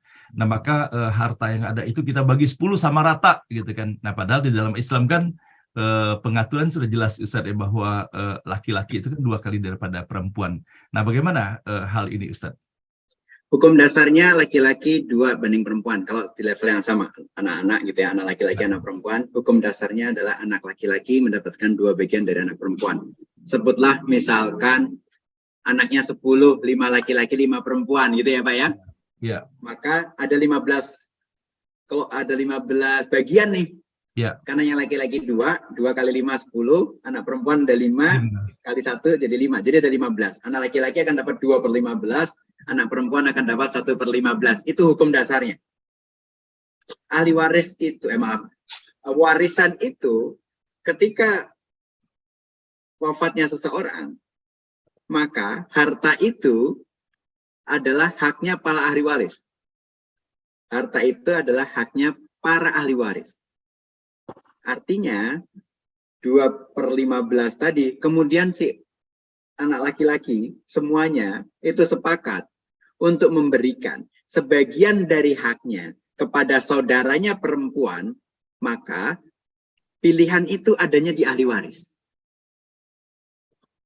Jadi misalkan nih, 5-5-nya sepakat. Oke, ketika dibagi rata, atau dibagi cuma 10, atau 1/10 semua dapatnya gitu kan. Maka artinya ahli waris laki-laki memberikan, menghibahkan kepada ahli waris perempuan. Dari haknya. Dari haknya. Sehingga misalkan ada satu ahli waris laki-laki yang tidak mau, maka kasih dia haknya. Ya kan? Dia dapatnya berapa? 2/15. Kasih dia haknya 2/15. Baru yang lainnya menghibahkan kepada ahli waris atau kakak adiknya yang laki-laki, yang perempuan gitu, dari yang laki-laki gitu. Jadi hukum dasarnya jangan sampai ada yang karena bareng-bareng jadi nggak enak, tanda tangan setuju tuh, padahal enggak gitu kan. Jadi kasih opsi karena sesuai dengan haknya, sesuai dengan ajaran Allah. Dan kita niatnya bukan pada hartanya, niatnya adalah implementasi dari ajaran, perintah, formula yang ditetapkan oleh Sang Maha Pemilik harta. Ya. Gitu. Jadi kita ini, nanti setelah diterima atau bahkan tidak harus diterima secara fisik, langsung di net off aja misalkan gitu ya, langsung dihitung bagiannya menjadi sama. Tapi bukan berarti kita lalu menjadi menjadi sok merasa lebih adil dari ketentuan Al-Quran. Itu yang paling bahaya sebetulnya. Jadi yang paling bahaya. Yang bahaya adalah tadi dengan kesepakatan, dengan kerukunan bahwa si laki-laki kan memberikan kepada yang perempuan. Gitu Pak. Wallahu a'lam. Baik Ustadz, berikut ini Ustadz kita undang terlebih dahulu Ustadz, ada Prof. Kusnandi Rusmil, beliau resign kepada Prof. Kusnandi, kami silakan Prof. Prof. Ya, Prof. Pak Ustadz, anak saya dua-duanya perempuan, itu bagaimana aturannya? Bapak ada istri Pak? Ada istri. Bapak masih ada orang tua, masih ada? Udah nggak ada semuanya. Kakak adik ada? Ada. Kakak adik, kakak laki-laki, adik perempuan ada? Kakak laki-laki nggak ada. Adik perempuan ada. Adik perempuan ada 1, kakak perempuan 1, adik laki-laki 1. Oke. Yang 1 adik saya udah meninggal, yang bungsu. Laki-laki. Yang sudah meninggal nggak kita hitung, Pak ya? Mohon maaf Pak, kalau Prof. Kusnandi wafat gitu ya, maka ahli warisnya pertama adalah istri. Beliau mendapatkan 1/8 dari total harta waris. Yang saya sebut harta waris adalah harta yang tersisa setelah dilakukan untuk pembayaran hutang dan kalau ada Prof, dan juga untuk untuk pengurusan jenazah gitu. Jadi istri akan dapat 1/8, anak-anak yang perempuan 2 itu dapatnya 2/3. Nanti masing-masing 1/3. Kalau cuma 2 nih, kalau ada 3 maka 2/3 ini bagi 3 gitu. Anak perempuan dua-duanya atau semuanya anak perempuan itu dapatnya 2/3. Jadi sudah dipotong 1/8, sudah dipotong 2/3 Prof. Kemudian sisanya Prof untuk kakak adik yang pada saat wafatnya kita itu masih hidup. Kakak adik yang laki-laki dari dapat 2 bagian, yang laki-laki dapat 2 bagian, yang perempuan dapat 1 bagian. Nah, tinggal jumlahnya berapa? Nanti yang laki-laki dikalikan 2, misalkan 1 laki-laki 2 perempuan gitu kan. Berarti ada 4 nih. Yang laki-laki dapat 2 bagian, yang perempuan masing-masing dapat 1 bagian gitu, Prof. Oke. Ya. Terima kasih Pak Ustadz. Oke, terima kasih Prof. Kusnandi. Semoga menjadi jelas semuanya. Nah, berikut ini kita ingin menanyakan, ada pertanyaan nih dari Ibu Osmaliana. Tadi saya menanyakan mengenai bagaimana pandangan Ustadz tentang hukum waris yang berlaku pada masyarakat Minangkabau yang menetapkan bahwa warisan harta pusaka turun-temurun yang berasal dari nenek moyang, yaitu bukan hasil usaha kedua orang tua, diturunkan kepada anak perempuan dan tidak boleh dibagi-bagi. Apakah hukum waris ini bertentangan dengan hukum Islam? Prinsipnya, harta itu punya siapa? Allah. Nah, gitu. Bukan itu. Ya, tapi Allah. Harta itu diamanahkan kepada siapa? Status kepemilikan di dunia, itu milik siapa harta pusaka itu? Nah, bisa saja harta pusaka itu bisa dianggap adalah bukan harta yang dimiliki oleh keturunan ibu, keturunan perempuan katakan gitu ya, tetapi hanya dikelola oleh keturunan perempuan tersebut. Nah, kalau dikatakan kayak gitu, jadi mirip kayak jadi harta wakaf keluarga, tapi yang ngelola yang perempuan. Jadi tidak diwariskan kalau harta wakaf. Tapi kalau itu dianggap sebagai harta milik, maka ya harus diwariskan, gitu Pak. Jadi sudut pandangnya kita harus lihat apakah harta, katakan rumah induk itu adalah turun-temurun harta pusaka dari nenek moyang dulu yang bukan hasil kerja kita, ya yaitu semacam harta wakaf yang dikelola oleh turunan dari yang perempuan yang tidak boleh diwariskan kepada siapapun, tidak boleh dijual, tidak boleh diapain kan itu ya. Nah itu ditempati, tapi tempati pun harusnya bukan hanya ditempati dalam arti dimiliki, tapi dikelola dan bisa ditempati oleh semua keluarga. Tapi kalau itu dianggap sebagai kepemilikan, maka kepemilikan itu harus diwariskan sesuai dengan hukum Islam. Wallahu a'lam. Oke, baik. Terima kasih Ustadz. Berikut ini dari Ibu Nyayu Thayyibah. Beliau menanyakan, sepasang suami istri memiliki anak perempuan 2 orang. Apakah diperbolehkan hibah sebidang tanah kepada kedua anak tersebut? Tapi selama ayahnya masih hidup, manfaat dari tanah itu tetap untuk orang tuanya. Dan apakah diperbolehkan hibah untuk semua harta yang dimilikinya atau sama seperti wasiat ada batasnya? Nah, prinsipnya Pak, kalau harta itu udah kita berikan, kita hibahkan atau kita hadiahkan, maka hak dan manfaatnya juga berpindah. Artinya, kalau tanah itu menghasilkan, ya pindah ke anak kita. Bahwa kemudian anak kita akan memberikan lagi hasil dari tanah tersebut kepada kita, itu call-nya ada di anak kita tuh. Pilihannya, keputusannya ada di anak kita sebagai pemilik aset tersebut. Misalkan aset itu berupa rumah ya, misalkan Pak Hasan ya, rumah, kemudian rumahnya dikontrakin gitu kan. Ya kalau rumah itu kita udah berikan kepada anak kita, hasil dari kontrakan itu adalah milik anak kita. Bahwa nanti anak kita akan kasih ke kita itu haknya. Tapi kalau kita mensyaratkan, ini saya kasih ke kamu dengan syarat, itu menjadi hibah dengan syarat. Nah, hibah dengan syarat itu, maka ada beberapa yang mengatakan bahwa itu batal karena syaratnya batal. Kalau hibah ya hak dan kewajibannya udah pindah. Kalau nggak pindah, berarti hibahnya nggak sempurna gitu. Nah, sehingga ini. Nah, boleh nggak dikasihkan ke semuanya? Ada ulama yang membolehkan, ada ulama yang melarang. Artinya melarang dalam arti harus dihitung sesuai dengan bagian warisnya. Nah, saya mengambil yang tengah-tengah. Kalau diberikannya dalam kondisi sehat, dengan kondisi yang sadar segala macam gitu, ya itu berlaku hibah seperti biasa. Ya boleh artinya. Tapi kalau dalam kondisi yang sakit, gitu ya, yang bisa saja dengan diberikan hibah semua kepada anak-anaknya, menutup kepada ahli waris yang lain menjadi haknya, ya, itu saya cenderung menggunakan mazhab yang itu, di mana itu harus diperhitungkan waris. Itu tidak boleh semuanya kalau kondisinya sudah seperti itu, karena berpotensi nanti konflik keluarga juga, Pak. Hikmahnya lah, kira-kira hikmah yang kita bisa terawang, yang kita bisa lihat adalah itu. Jadi kalau dalam kondisi sehat walafiat, nggak ada apa-apa, ya kita berikan. Tapi kalau udah kondisi sakit, sebaiknya tidak, dan nanti ikuti dari hukum waris Islam saja, Pak. Wallahu a'lam. Oke, baik.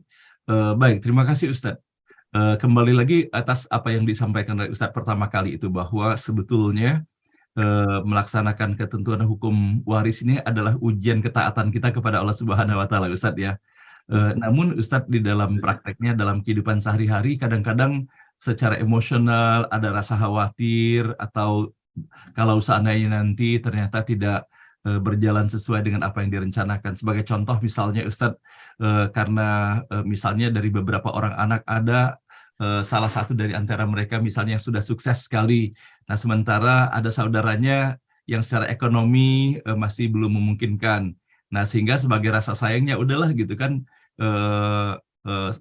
sudah diberikan dari sekarang hadiah itu Ustadz. Apakah rumah ataukah apa begitu kan ya. Nah, padahal kan di sisi lain Ustadz ya, boleh jadi hal ini misalnya katakanlah pada seorang anak yang dia secara ekonomi mapan gitu Ustadz, sukses gitu kan ya. Ketika ayah atau ibunya menghadiahkan harta kepada saudaranya yang secara ekonomi tidak mampu ini, secara materi mungkin iya difahami, tapi di sisi lain hal ini bisa berpotensi juga, wah ini seakan-akan pilih kasih nih orang tuanya. Kenapa sepertinya khawatir benar gitu, dan apakah bisa secara psikologis juga akan berpengaruh bahwa dia merasa bahwa tanggung jawab dia sebagai saudara nantinya kan setelah orang tuanya nggak ada menjadi berkurang juga Ustadz. Nah, bagaimana Ustadz kalau seandainya kita melakukan seperti ini, terlalu teori kita, sehingga kita akhirnya melakukan rekayasa tanda petik ini gitu Ustadz. Apakah ada berpengaruh secara akidah kita Ustadz? Kalau akidah kayaknya jauh ya, tapi intinya adalah prinsipnya begini.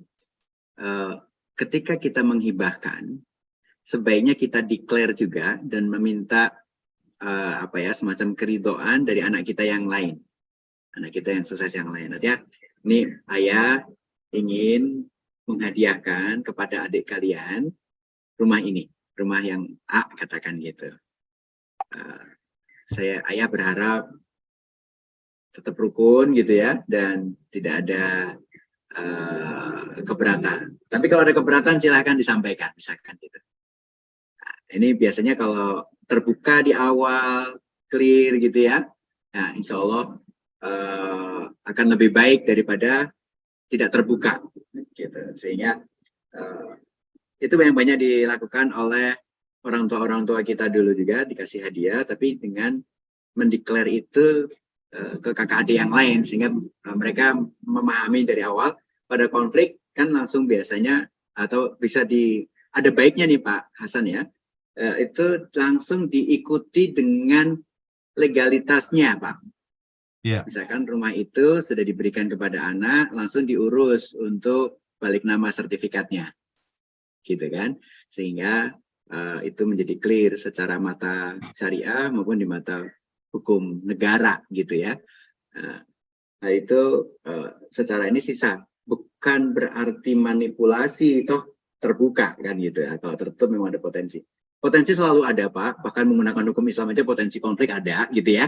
Tapi bagaimana kita memitigasi risikonya? Tadi 3 hal, identifikasi harta, identifikasi ahli waris, sama bagaimana pembagiannya. Kita juga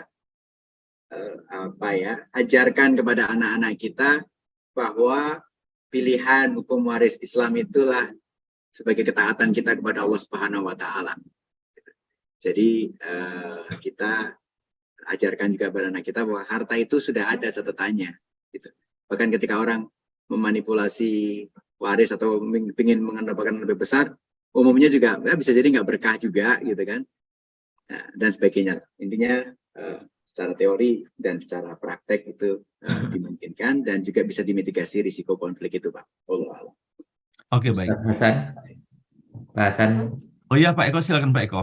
Mungkin waktunya masih ada waktu sedikit. Saya ingin Ustadz Teguh menyinggung sedikit tentang bagaimana bagi suami istri yang keduanya masih hidup itu mengidentifikasi juga mana harta suami dan mana harta istri. Karena nanti di situ juga ada pertanyaan tentang harta gonogini bagaimana ya. Karena yang diwariskan itu adalah harta dari pihak yang meninggal. Jadi itu penting juga, mungkin Ustadz Teguh bisa menambahkan. Yang pertama itu, yang kedua tentang anak angkat ya. Ini banyak pertanyaan juga harta waris bagi anak angkat. Mungkin itu boleh dibahas dulu Ustadz Teguh. Aduh, Pak Eko nih nambahin. Pak Eko bisa jawab itu. Ya, baik. Anak angkat bukan anak, sehingga dia tidak berhak atas waris. Dalam hukum Islam, dalam hukum perdata, kalau dia disahkan itu bisa menjadi mendapatkan waris. Karena anak angkat bukan ahli waris, gitu ya, maka dia boleh mendapatkan wasiat. Artinya, Bapak Ibu sekalian, memiliki ruang 1/3 untuk diberikan kepada anak angkat atau orang-orang yang bukan ahli waris, gitu. Tapi kalau anak kandung, ya itu adalah ahli waris. Dan perlu kita pahami bahwa yang ahli waris adalah anak kita. Maaf, misalkan kita menikah dengan pasangan kita, di mana pasangan kita sudah membawa anak, maka itu bukan anak kita, tapi anak dari pasangan kita. Artinya, kalau kita meninggal, harta kita tidak diwariskan kepada anak dari pasangan kita, tapi kalau pasangan kita meninggal, maka anak itu dapat warisan dari pasangan kita itu, karena sebagai orang tuanya. Gitu, itu jelas, dan itu mudah, maksudnya dalam arti dia anaknya bukan, kalau bukan anaknya bukan ahli waris, kalau dia anaknya dia ahli waris. Oh, dia bukan anaknya, tapi kebetulan nikahnya sepupuan, berarti anaknya pasangan itu adalah keponakan, gitu ya, misalkan gitu kan. Nah, kalau keponakan, hukumnya hukum keponakan. Apakah keponakan itu dapat apa enggak, gitu kan? Nah, ini juga bisa terjadi. Nah, berkaitan dengan harta gonogini, nah ini juga banyak terjadi kasusnya. Harta gonogini muncul tuh gara-gara Undang-Undang Nomor 1 tentang Perkawinan tahun 1974. Yang dinyatakan di sana bahwa harta yang dimiliki selama masa pernikahan, ada sejak masa pernikahan sampai selama masa pernikahan lah ya, sampai wafat ataupun sampai bercerai, itu adalah harta milik bersama. Itu undang-undang itu yang menjadikan adanya harta gonogini. Secara hukum Islam disebutkan adalah walakum ma kasabtum. Milikmu adalah apa yang kamu usahakan. Jadi apa yang kita usahakan, maka itu milik kita. Nah, saya pernah menghadapi sebuah kasus, gitu kan. Seorang istri, dia bekerja sebagai CEO, Pak Eko, di sebuah perusahaan multinasional. Suaminya karyawan biasa, kasuslah begitu. Pendapatan istrinya itu 10 kali lipat dari pendapatan suaminya. Gitu. Kewajiban suami tidak hilang. Kewajiban suami tetap memberikan nafkah seberapapun dari kemampuannya. Tetapi harta yang dihasilkan dari pernikahan ini, kalau menggunakan undang-undang itu, maka 50% adalah harta bersama. Semuanya harta bersama. Jadi 50% punya suami, 50% punya istri. Padahal sebagian besar harta itu dihasilkan oleh istri. Nah, kalau menggunakan hukum gonogini, maka misalkan si suami meninggal dan dia tidak punya anak laki-laki, maka harta yang dibagikan adalah separuh dari harta bersama. Padahal kita tahu harta keluarga ini sebagian besar adalah dari istrinya. Gitu. Padahal yang meninggal suami nih, maka ayahnya suami akan dapat banyak nih. Padahal harta suami maaf mungkin sedikit. Ya. Dalam hukum Islam, harta suami adalah harta suami, harta istri adalah harta istri. Suami wajib memberikan nafkah kepada istri. Misalkan yang kerja cuman atau yang menghasilkan cuman suami, maka istri wajib mendapatkan nafkah. Once setelah berikan nafkah kepada istri, maka itu adalah miliknya istri. Demikian pula misalkan seorang suami karena sayangnya sama istri dibeliin rumah, dia harus di state itu, ini rumah dibeli untuk atas nama saja atau emang dihadiahin kepada saya nih. Nah, kalau dihadiahin maka rumah itu adalah milik istri, bukan milik suaminya. Nah, kalau bilang udah ini rumah milik kita bersama, berarti itu 50-50.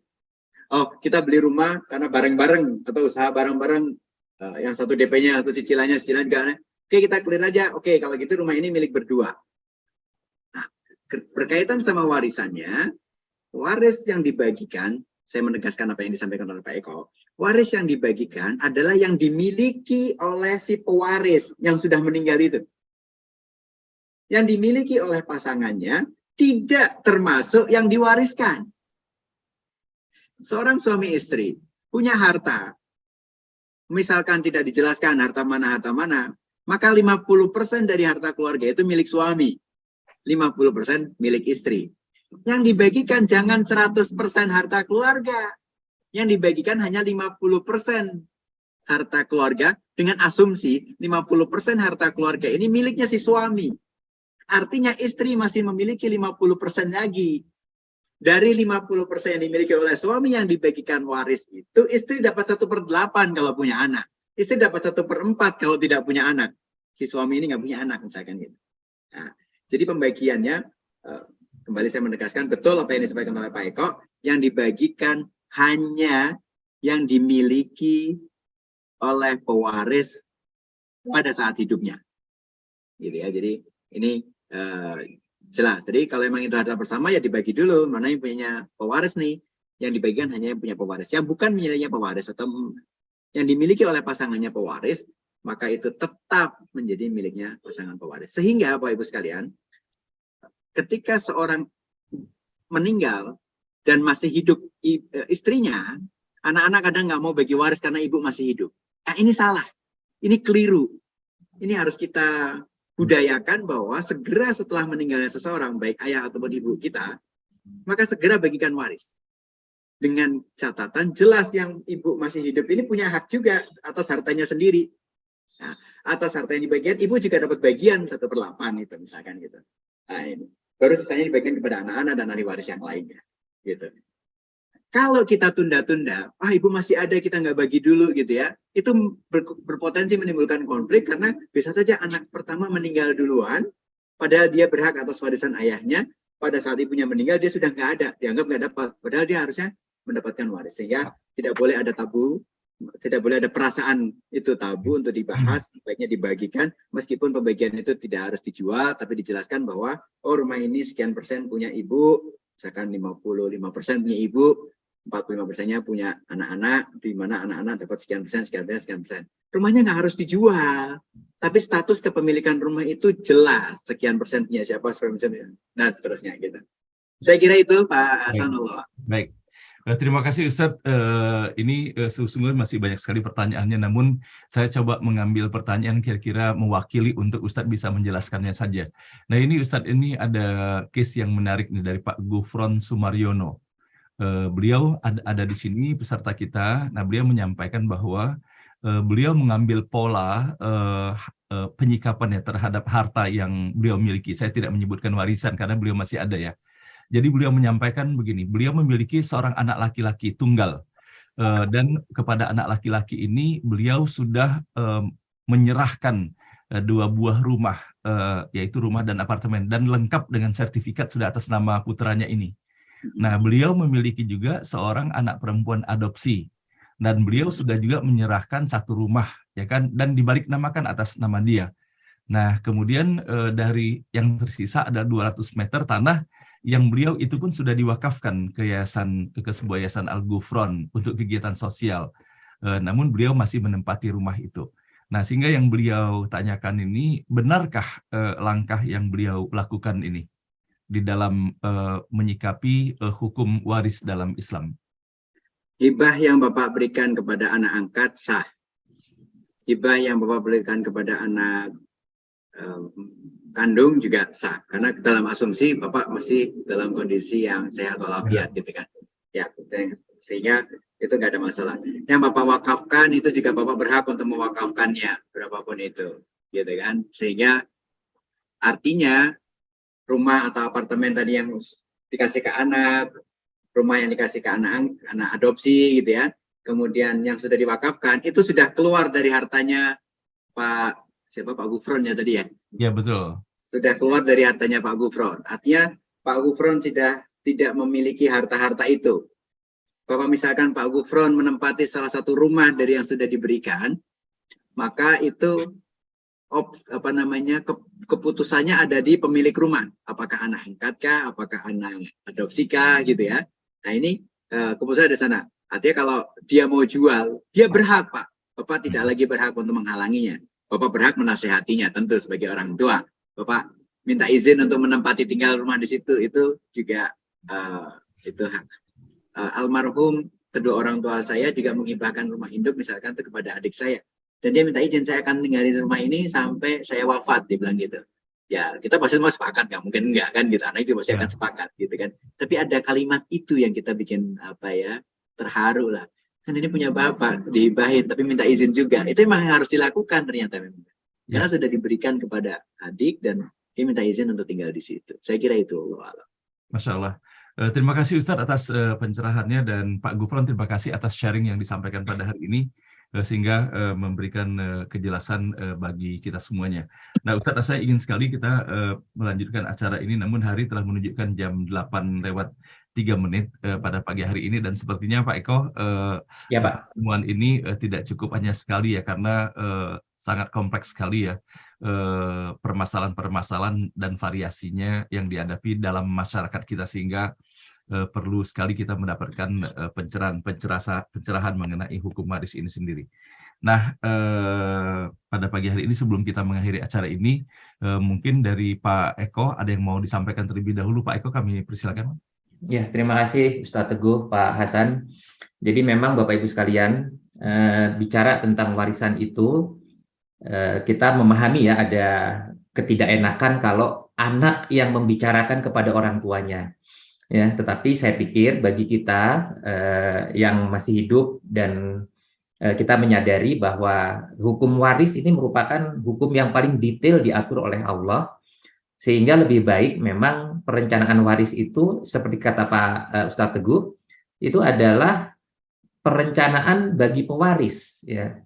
Kita yang akan mewariskan itu yang harus kita lakukan, karena pada dasarnya jangan sampai nanti harta yang dititipkan Allah itu kemudian menimbulkan konflik. Ya. Mungkin itu dari saya, Pak Hasan. Insya Allah mudah-mudahan nanti kita bisa lanjutkan lagi dengan sesi yang lebih banyak lagi untuk membahas kasus-kasus ya, karena menariknya justru kalau kita membahas kasus, Pak Hasan. Mungkin itu dari saya. Mohon maaf jika ada hal-hal yang tidak berkenan. Assalamualaikum warahmatullahi wabarakatuh. Waalaikumsalam warahmatullahi wabarakatuh. Terima kasih Pak Eko. Setuju sekali bahwa kita akan adakan nanti sesi yang berikutnya lagi ya, untuk memberikan pencerahan lebih luas lagi. Nah, kemudian kepada Ustadz Teguh kami juga akan mempersilakan, dan tadi itu ada juga sesungguhnya pertanyaan ya, saya kira perlu saya sampaikan sekarang. Seandainya kita sudah mengatur sedemikian rupa gitu kan ya, dan ternyata setelah kita tiada, tadi pertanyaan saya lupa namanya, ternyata ahli waris kita tidak mempraktekkan ini, melaksanakan dengan baik sesuai dengan hukum waris itu, padahal sudah disampaikan bahwa ini loh hukum-hukum warisnya dan ini harta-hartanya. Nah, tapi eksekusinya kan belum ya. Jadi ini bukan dalam case hibah ya, tetapi pencerahan sudah diberikan bahwa ini kalian sekian bersaudara, hak masing-masing orang ada sepersekian dari hartanya adalah ini. Nah, namun ternyata setelah yang bersangkutan berpulang kepada Allah, ternyata ahli warisnya tidak mempraktekkan ini. Nah, maka bagaimanakah hukum ini apakah sudah lepas tanggung jawab daripada orang tua yang sudah menyampaikan hal ini, ataukah akan dituntut kalau terjadi kekisruhan antara ahli warisnya? Mohon pencerahan juga dari Ustadz. Sekaligus penutup, Ustadz. Ya, wallahu alam. Kalau kasus seperti itu, insya Allah terlepas, Pak. Rufi al-Qalam, gitu kan, udah lepas. Kalau seseorang sudah wafat dan kemudian anaknya tidak melakukan itu, apalagi sudah menyampaikan, ada kewajiban itu sudah disampaikan. Bahkan Rasulullah sebelum wafat juga ingin disaksikan oleh para sahabat. Apakah saya sudah menyampaikan, wahai para sahabat? Balagna, itu sudah. Ya Rasulullah, Kak. Anda sudah menyampaikan. Artinya Rasul juga ingin memastikan bahwa dia sudah menyampaikan dengan harapannya umatnya bisa mematuhinya. Kalau ada umatnya nggak mematuhinya, maka sudah terlepas dari kewajiban Rasulullah SAW, karena kewajiban Rasul adalah menyampaikan, mendakwahkan, dan mengantarkan risalah itu. Demikian pula kita mengantarkan risalah itu, mengantarkan pesan itu, mengantarkan ayat-ayat itu, dan kemudian nggak dipraktekkan, maka kita sudah terlepas dari itu. Wallahu a'lam. Bapak Ibu sekalian, terima kasih. Senang sekali bisa silaturahim dengan Bapak Ibu yang luar biasa ini. Semoga bermanfaat dan semoga bisa menjadikan sedekah jariah kita di pagi hari ini. Mungkin bukan sedekah berarti harta, mungkin sedekah berarti diskusi kita pada pagi hari ini. Kurang lebihnya saya mohon maaf juga jika ada kata-kata yang kurang berkenan. Sekali lagi semoga bermanfaat. Assalamualaikum warahmatullahi wabarakatuh. Waalaikumsalam warahmatullahi wabarakatuh. Bapak dan Ibu yang dirahmati Allah, bersyukur sekali kita kepada Allah pada pagi hari ini. Kita kedatangan dua orang saudara kita yang luar biasa sekali, Mas Eko yang tiada henti-hentinya mensupport program ngaji bareng online ini, terutama dalam hal yang terkait dengan masalah pengelolaan finansial keluarga ini. Dan pada hari ini betapa pentingnya tadi Mas Eko mengingatkan bahwa Al-Quran itu berbicara sangat detail tentang mengenai hukum waris ini, artinya bahwa terdapat kewajiban luar biasa pada setiap diri kita, tidak hanya memahaminya tetapi melaksanakan hal ini dengan sebaik-baiknya. Dan dari Ustadz Teguh tadi disampaikan bahwa sesungguhnya hal ini harus kita persiapkan ya Pak Eko dengan sebaik-baiknya. Jadi kalau kita memiliki apakah 3 orang anak atau 5 orang anak atau 10 orang anak dan berapa orang laki-laki, berapa orang perempuan, kemudian harta kita apa saja sudah kita antisipasi bahwa seyogianya hal ini sudah menjadi jelas dan clear bagi mereka, dan semoga pula kita bisa menghindarkan pekewuhan selama ini ya, karena saya mengalami sendiri Pak Eko bahwa ketika ayah saya meninggal tidak kita melaksanakan hukum waris itu dikarenakan masih ada ibu, tetapi setelah ada ibu masih ada pekewuh juga dikarenakan abang kita yang kita tuakan tidak ingin membicarakan masalah ini gitu kan. Nah padahal sesungguhnya kalau seandainya ini dengan kelegoan ya tentu dibicarakan dengan baik, maka hal ini bisa menjadi solusi finansial yang luar biasa pula ya, selain kita menerapkan hukum waris ini secara seksama dalam kehidupan ini. Nah sehingga Pak Ibu sekalian, mudah-mudahan apa yang kita dapati pada pagi hari ini minimal kita sadar akan keberadaan hukum waris ini, dan tentunya tidak serta-merta boleh jadi kita paham semuanya, namun dengan hadirnya narasumber luar biasa pada hari ini, Ustadz Muhammad Teguh, mohon berkenan Ustadz Teguh ya, apabila ada pertanyaan dari para peserta terkait masalah hukum waris ini, boleh jadi hal yang teknis yang secara langsung bertalian dengan situasi dan kondisi yang dihadapi. Bila berkenan saya akan share juga nomor telepon Ustadz Teguh ya, mungkin Bapak dan Ibu bisa menyampaikan via WA kepada Ustadz Teguh ataupun kepada Ustadz Eko Praptomo. Nah Bapak Ibu sekalian yang dirahmati Allah, mudah-mudahan apa yang disampaikan oleh beliau pada hari ini mengawali hari kita yang penuh barokah, dan semoga sedekah ilmu ya yang disampaikan oleh Ustadz Teguh dan Mas Eko pada hari ini menjadi ilmu yang bermanfaat, dan kepada Mas Eko dan Ustadz Teguh Allah anugerahkan ganjaran yang berlipat ganda dari apa yang telah disampaikan dari ilmu yang bermanfaat ini. Dan baiklah Bapak dan Ibu yang dirahmati Allah, pada hari ini saya ingin mengundang Prof. Suryadi untuk menyampaikan sambutannya, namun sepertinya beliau tidak hadir berhalangan pada pagi hari ini, maka kita langsung saja menuju kepada acara doa yang pada pagi hari ini mohon kesediaan kepada Ustadz Muhammad Taslim untuk dapat memimpin doa sebagaimana biasanya sebagai penutup acara ngaji bareng online ini. Pada Ustadz kami persilakan. Assalamualaikum warahmatullahi wabarakatuh. Waalaikumsalam warahmatullahi wabarakatuh. Alhamdulillah wa syukurillah, la haula wa la quwata illa billah, wassalatu wassalamu ala rasulillah wa ala alihi wa sahbihi wa mawala amma ba'du. Terima kasih Bapak Ustadz Hasanuddin Thayyib, Pak Ustadz Teguh, Pak Ustadz Eko, semuanya orang-orang yang pagi hari ini memberikan pencerahan kepada kami semuanya. Mudah-mudahan Allah memberikan ilmu kepada kita semuanya dan keberkahan bagi orang-orang yang sharing pada hari ini. Marilah kita memohon semoga kita diberikan sehat dan bisa mengamalkan ilmu tadi. A'udzu billahi minasyaitonir rajim. Bismillahirrahmanirrahim. Hamdan hamidin, hamdan naimin, hamdan syakirin, hamdan yuwafiqu fil mazid. Ya Rabbana lakal hamd kama yanbaghi li sultan. Allahumma shalli ala sayyidina Muhammadin wa ala alihi wa sahbihi wa tabi'in bi ihsan ila yaumil. Allahumma arinal haqqa haqqan warzuqna ittiba'ah wa arinal batila batilan warzuqna ijtinabah. Rabbana la tuzigh qulubana ba'da idh hadaitana wa hab lana min ladunka rahmah innaka antal wahhab. Rabbana hab lana min azwajina wa dhurriyyatina qurrata a'yun waj'alna lil muttaqina imama. Rabbana waj'alna muslimaini laka wa min dhurriyyatina ummatan muslimatan wa arina manasikana wa tub alaina innaka antat tawwabur rahim. Rabbana taqabbal minna innaka antas samiul alim. Ya Allah ya Rabb kami, Engkau kokohkan keyakinan kami, Engkau mantapkan keimanan kami, ya Allah. Jangan Engkau kurangi sedikit pun nikmat iman kepada kami.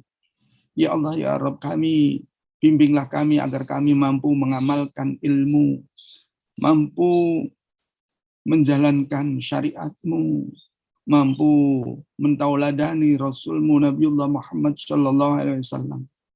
Bimbinglah kami, ya Allah, menuju jalan yang hak. Ihdinas siratal mustaqim. Jalan yang Engkau ridhoi. Rabbana ya Allah, hanya Engkau lah ya Allah yang mampu menjadikan keluarga ini, keluarga kami, keluarga sakinah, mawaddah warahmah, dan anak cucu kami, dzurriyyah kami menjadi anak-anak yang soleh dan solehah. Berbakti kepada orang tua, berbakti kepada saudara, berbakti kepada nusa dan bangsa karena taatnya kepadamu dan taat kepada Rasul-Mu Nabiullah Muhammad sallallahu alaihi wasallam. Satukan hati kami ya Allah menjadi umat wahidah yang peduli kepada sesama, penuh kasih sayang karena Rahman Rahim-Mu ya Rabb. Rabbana atina fid dunya hasanah wa fil akhirati hasanah wa qina azabannar. Wa sallallahu ala sayyidina Muhammad wa ala alihi wa sahbihi wa sallam. Alhamdulillahi rabbil alamin.